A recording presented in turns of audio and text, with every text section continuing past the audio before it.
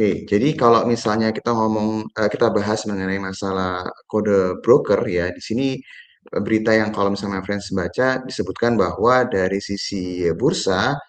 mengatakan bahwa membuka peluang dibukanya kembali nih kode broker nih, meskipun hal tersebut belum jadi prioritas utama. Nah ini kalau misalnya my friends baca statementnya, jadi kalau misalnya ditanya, ya memang nggak ada yang nggak mungkin ya di sini jawabnya, tapi memang prioritasnya saat ini adalah meningkatkan transparansi pemegang saham yang perlu diketahui publik secara lebih jelas. Dan di sini kalau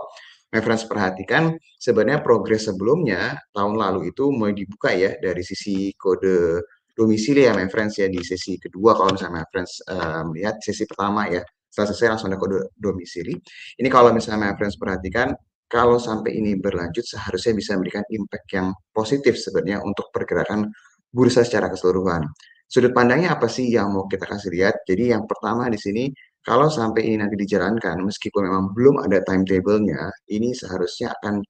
punya potensi meningkatkan likuiditas transaksi nih karena memang terutama yang tergolong investor retail ya ini akan sangat memperhatikan hal seperti ini dan ketika likuiditas ini meningkat seharusnya juga bisa memberikan gambaran bahwa likuiditas secara keseluruhan untuk bursa saham di Indonesia ini mengalami peningkatan. Jadi sebenarnya tidak ada hal yang negatif, seharusnya ini bisa memberikan hal yang positif. Nah, selain hal ini yang kalau kita perhatikan di sini adalah selain memang dari sisi bursa dari sisi regulator lagi fokus untuk meningkatkan dari sisi transparansi yang kalau my friends perhatiin progresnya ini kerasa banget ya kalau kita perhatikan dalam beberapa waktu terakhir ini ketika nanti ini secara berangsur-angsur mulai bisa dipenuhi ya kriteria-kriteria MSCI kita mulai bisa fokus nih ke arah hal-hal seperti ini kode broker dan beberapa hal lainnya yang diekspektasikan bisa memberikan imbas ke likuiditas yang lebih besar nih untuk bursa saham di Indonesia ini sendiri. Nah, kalau melihat hal seperti ini, baik lagi my friends, ini seharusnya bisa memberikan sentimen yang positif dan bisa memberikan gambaran bahwa secara keseluruhan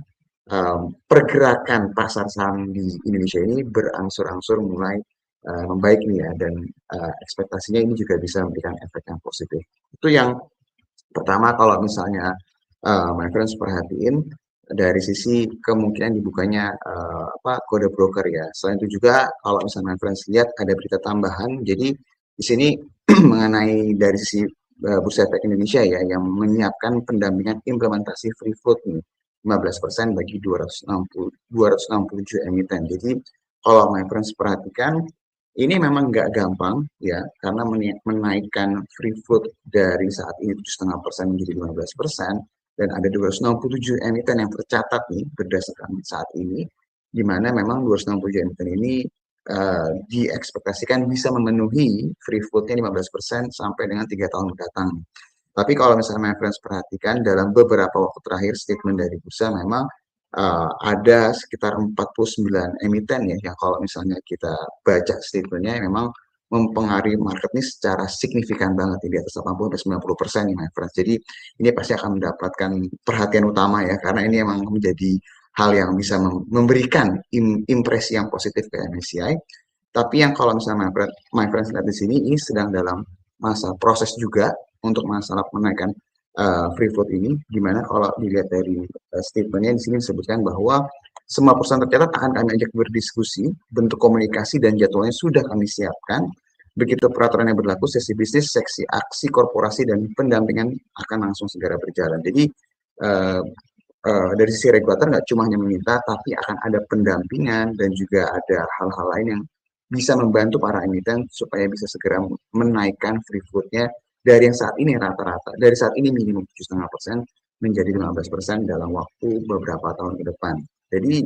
baik lagi, my friends, dua berita ini sebenarnya memberikan indikasi kalau beberapa waktu lalu sentimennya mungkin sangat-sangat negatif banget, tapi my friends di sini bisa lihat progresnya berjalan dan cepat atau lambat marketnya akan bisa lebih mengapresiasi lagi dari beberapa hal yang tadi kita sebutkan. Jadi sejauh ini dari yang kita bahas seharusnya bisa melanjutkan, memberikan momentum positif lanjutannya ke market ya, friends ya. Itu yang